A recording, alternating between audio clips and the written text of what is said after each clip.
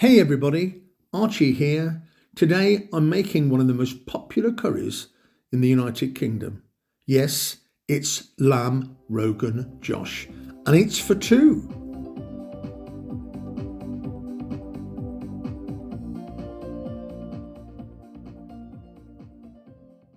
Hi everyone, welcome back to the channel. Thanks for joining me today.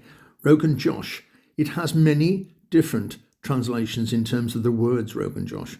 In Britain, when we go into an Indian restaurant, Rogan Josh is generally served with lamb, and there's a huge emphasis on tomatoes and spices. And today I'm going to cook a superb version. It's quite an extensively prepared version, but I promise you it's worth every bit of effort.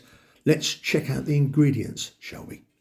So this curry will serve two people.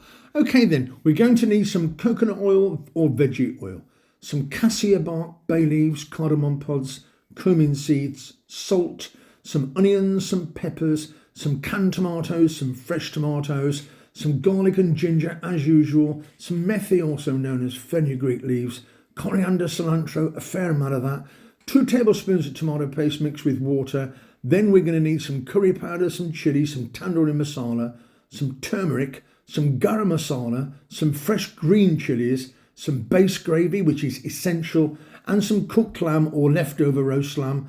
And then we need a topping, which is known as Tarka. For that, we'll need some butter, a fresh tomato, some garlic, some coriander, cilantro, and a little bit of methi. Yeah, I know it's a big list of ingredients, but this is a very special curry. So I'm going to melt the coconut oil completely before adding some whole spices. I've got some cumin seeds, some cardamom pods, and some cassia bark. A couple of bay leaves that I picked from the bay tree in the garden. They're going to go brown really quickly, so I must keep an eye on those. Let's cook those whole spices for a minute or two before adding the onions. And I've got a mixture here of red and green bell peppers. Don't forget all the ingredients are in the description below. We're going to cook these until they're completely cooked. But obviously I'll need to throw in a little bit of salt as well at this stage, because that'll help soften the onions and the peppers. It's going to take you about 8 to 10 minutes to get all the onions and all the peppers completely soft until they're just starting to turn brown. And there they are. Let's throw in some tomatoes, shall we? I've got canned and fresh here.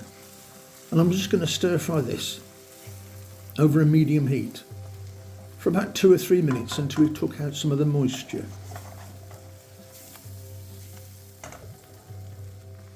And once some of that moisture has evaporated, I can add some garlic and ginger paste. And then we're going to cook this for another couple of minutes, just to get all the flavours. The flavours need to get used to each other. Let's throw in some cilantro coriander stems, shall we? Along with some Kashmiri Methi. Now I'm going to stir fry that for about a minute before adding some spices. Some mild curry powder, some Kashmiri chili powder, some tandoori masala powder, and some fabulous turmeric that offers every dish a wonderful flavour of earthiness. Absolutely fabulous. Once the spices are in, there's a chance they'll absorb some of the liquid, some of the moisture. So we may have to throw a little bit of moisture back in to help cook the spices. I just threw in about 3 tablespoons of water, and I stir fried them for about 2 to 3 minutes over a medium heat. We need to extract all those flavours from all those different spices that we've added. And once we have, let's throw in some more tomatoes. That's tomato paste mixed with some water. We're going to stir fry that for a further 3 minutes. And it's all about cooking with layers and layers of flavour. That's why there's so many stages to this fabulous curry. In goes 1 or even 2 if you're brave green chilli that I've just split down the middle, so it gives out all its flavour into the dish. Give that a minute. I'm just going to throw in a little bit of garam masala at this stage, and we're going to cook that for another minute or two. And obviously we are making our paste here, and all the moisture is being cooked out. Now I'm going to put in my cooked lamb. Couple of generous handfuls of cooked tender lamb. I will put a little note of how I've cooked my lamb in the description box below. Really easy, just chunks of lamb braised in the oven for about an hour and a half with the addition of a few spices. So we're going to give that about 2 to 3 minutes, getting the lamb used to all the different flavours. And now we're going to start with the addition of our base gravy. Our heat is up quite high at this stage. And we're going to put in quite a bit of base gravy. I'm putting in the first half now, giving it a good stir, giving it a couple of minutes, getting it all nicely mixed in. And then I'm going to add the second half of base gravy. In total, I'm using about 4 to 5 ladles of base gravy, which is a couple of cupfuls. As you can see, everything's coming beautifully incorporated together. Everything's getting on so well. The smell that this is emitting is spectacular. And once that base gravy is in, we're going to leave it alone for about 6 to 8 minutes on a medium to high flame. So after cooking our solids, our spices, tomatoes, we've then reduced them, extracted all the flavour.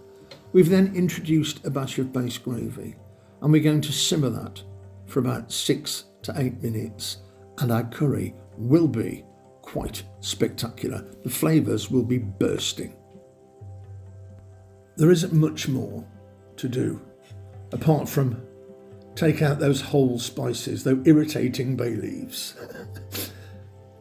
And now I'm going to serve this up. Look at it, it's just wonderful. I wish we could introduce smell-o-vision, because the smell's amazing. Right, reserve that curry, and in a separate pan I want you to melt some butter, throw in the sliced garlic, throw in some fresh cilantro, coriander over a medium heat, throw in your whole fresh tomato that you cut into quarters, or even half a dozen cherry tomatoes, and we're just going to make what they call a Tarka. This is a topping that we put over the top of the curry to make it super rich and just to give it a gorgeous, luxurious finish. Just going to throw in a bit of Methi as well. I want to put in just a tiny amount of base gravy, probably only about a tablespoon. And that's just going to help everything gel together. Get it sizzling away with the butter and the garlic and the coriander, cilantro and the Methi and the tomatoes. And just to help them along, let's throw in a pinch of sugar. Absolutely fabulous. The dish is ready. The Tarka, or the topping, is absolutely beautiful. It's just going to give the dish an amazing finish. So shall we serve up the Rogan Josh? In it goes, in our wonderful serving dish. Those are some fabulous lilacs I've had out the garden, by the way. Just going to get that Tarka topping over the Rogan Josh. A wonderful buttery, tomato, garlicky topping, just to give it a rich finish. Tiny bit of garam masala and a generous pinch of coriander, cilantro at the end. And that is a wonderful lamb curry dinner for 2 people. It's my lamb Rogan Josh, everybody. I think you should have a chapati or a naan bread or a big pile of boiled rice, whatever you fancy. And yes, there was a long list of ingredients involved. And it took quite a bit of effort, a few different stages, but they were all straightforward. And look at the result. It's a spectacular curry that would have cost you a fortune from the takeout. Don't forget to smash that like button, and if you haven't subscribed already, that would be amazing. Please share with your friends, and if you cook this curry, I would love to hear from you. I'm going to get stuck in. I'm ravenous.